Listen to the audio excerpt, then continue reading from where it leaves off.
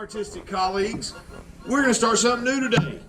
So, as always, when we start something new, let's begin with a little bit of conversation. Beginning with our elements of art. Please repeat these 7 words after me. Line, shape, color, texture, form, space, and value. So, the first one of these that we want to mention today is unusual. We don't normally do it in this order. But we want to mention form first. What we're going to be creating is going to be about half drawing, half sculpture. We are going to be using some traditional media on paper, but after we have all of our colors laid down, we are going to be doing some cutting and some shaping to create forms, 3-dimensional shapes. Now we will also need some line, shape, because before we can turn it into a form, we will have to cut out a shape. Color is going to be important for us, specifically with color, those warm and cool triads. As with any time we color, value will play a role.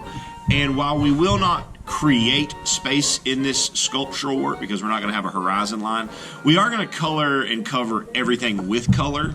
So we will be using all of our space.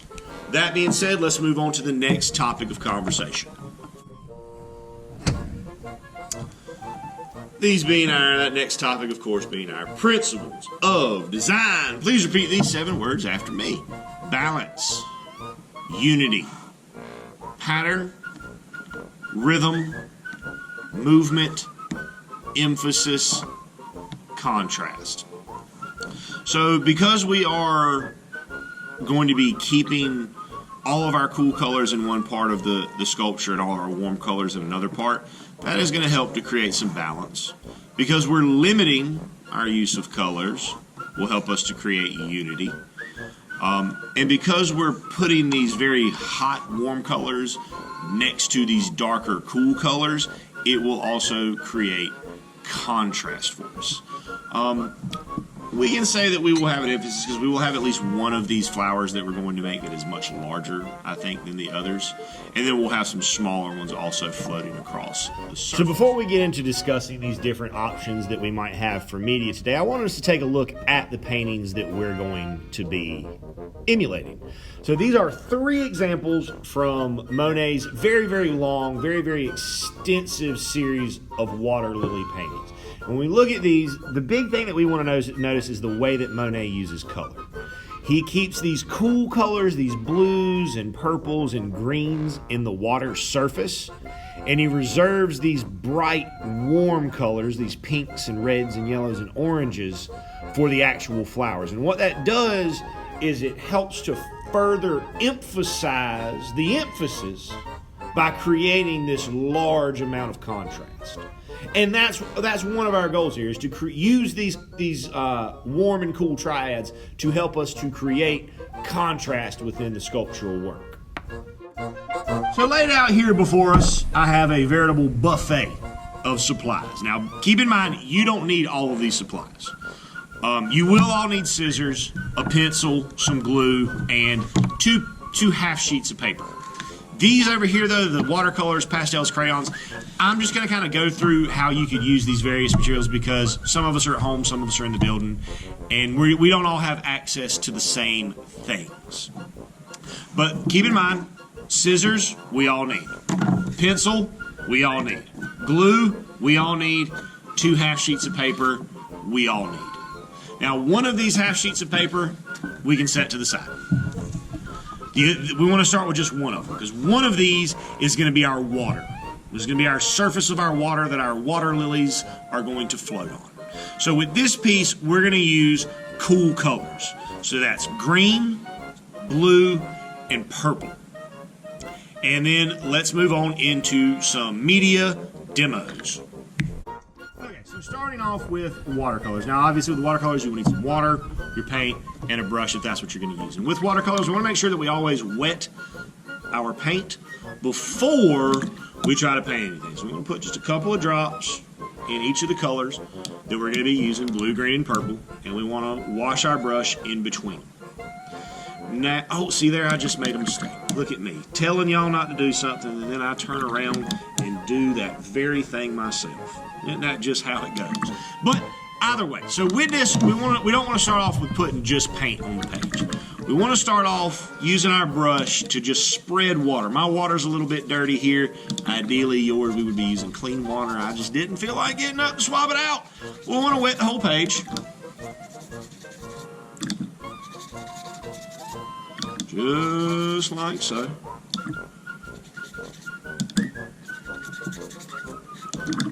Get it good and wet. We want it super soaked, super saturated. Then we're going to take our colors, and we're just going to kind of touch the paper. You see how those colors blast out from wherever we touch them? That's what we're looking for. If your colors aren't doing that when they hit the paper, you may need to add a little bit more water to the page. We want to get some of the green in there. Get all those cool colors in there and get them bouncing around and blowing out the space. Add some more water. We just want to let them kind of go where they go. We don't want to try to control it too much. Again, because this is supposed to be water, and water just kind of goes where water can and wants to go. But I'm going to speed this up.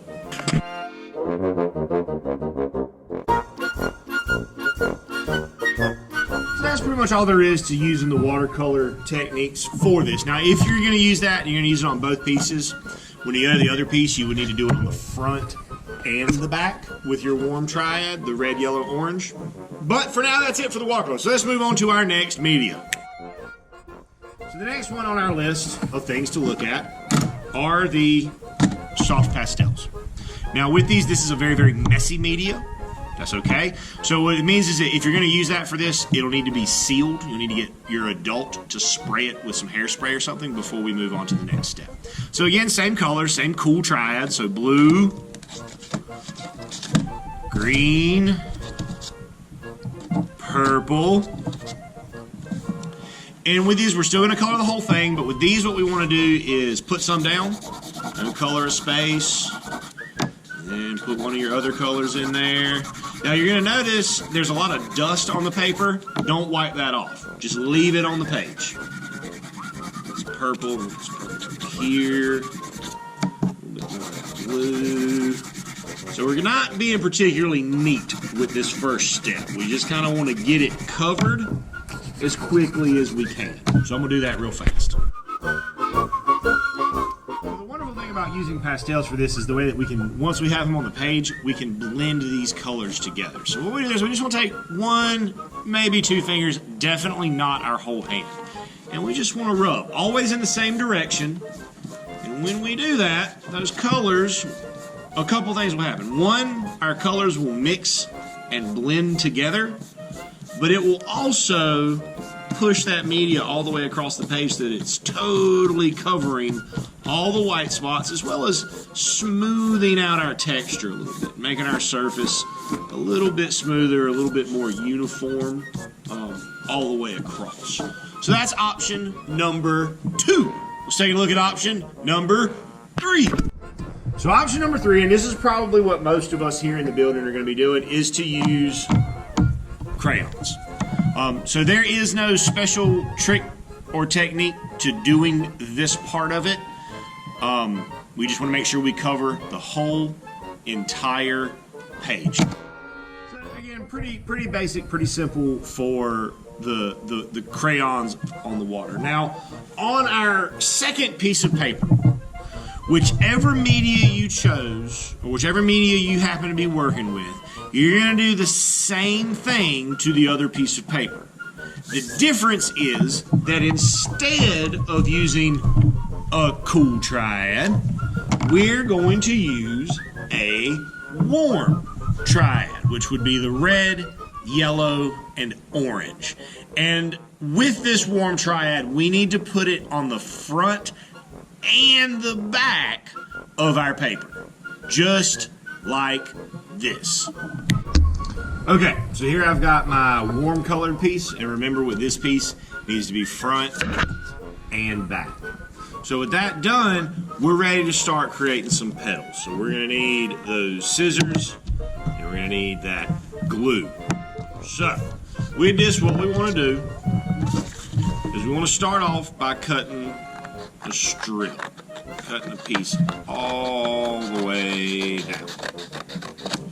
And then one at a time, we're going to turn these into petals. So from our strip, we want to cut one piece, and then we want to round it off, give it a little bit of a point. So we take off one corner, we take off the other corner,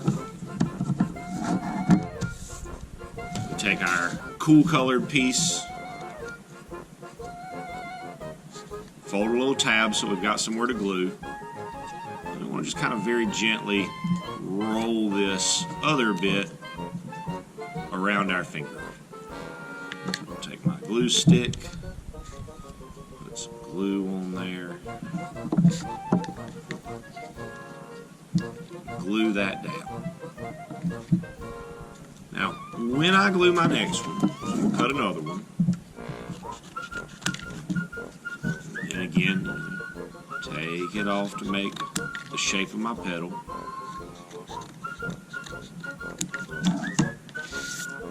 Fold my tab, roll it around my finger to shape it, to help create that form. Now when I glue this one down, what we want to do here is we want to glue this one down so that it overlaps just a little piece of this one. So I'm covering just a little bit, and what that's going to do is it's going to help us get all the way around and close in this shape, which I'm going to speed up the camera to continue. But remember, we cut the strip and then we cut off one square at a time. We're not going to cut up this whole piece, because then if time gets away from us, we end up with a lot of stuff that ends up getting thrown away that could have been used because there's just no way to keep it or store it. So we're just going to cut off a piece as we need it. And that being said, I'm going to go ahead and speed this up and get after it.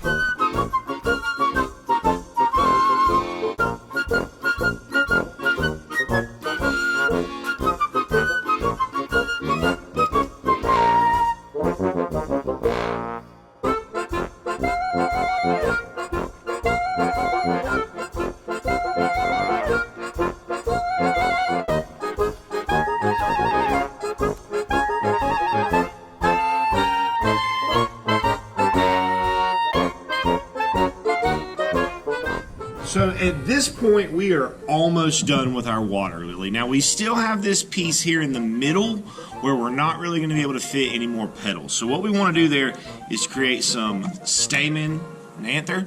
So we're going to use these little pieces that we cut off of here. And we want to use them the same way. Wrap them around, give them a little bit of shape to the form. Bend yourself a tab to glue it down. And then we're just going to kind of fit as many of these as we can down inside there. So again, wrap it around, give it some form. Fold yourself a tab to glue to. And we just going to stick them down with these. These can go every which way. It really doesn't matter. It's kind of up to you as the artist to decide how you want to shape these, how you want to place these. We're just going to use as many of these as we need to fill that space. And bear in mind that about 3 layers of petals is usually about the most you can get. After that, it starts to get really difficult to have room to fit all of the things you do. And since we're even using our scraps, we're even using the little pieces that we thought we were going to throw away, I bet, we're being resourceful. We're using as much of the resource as we can. We're trying to waste as little as possible.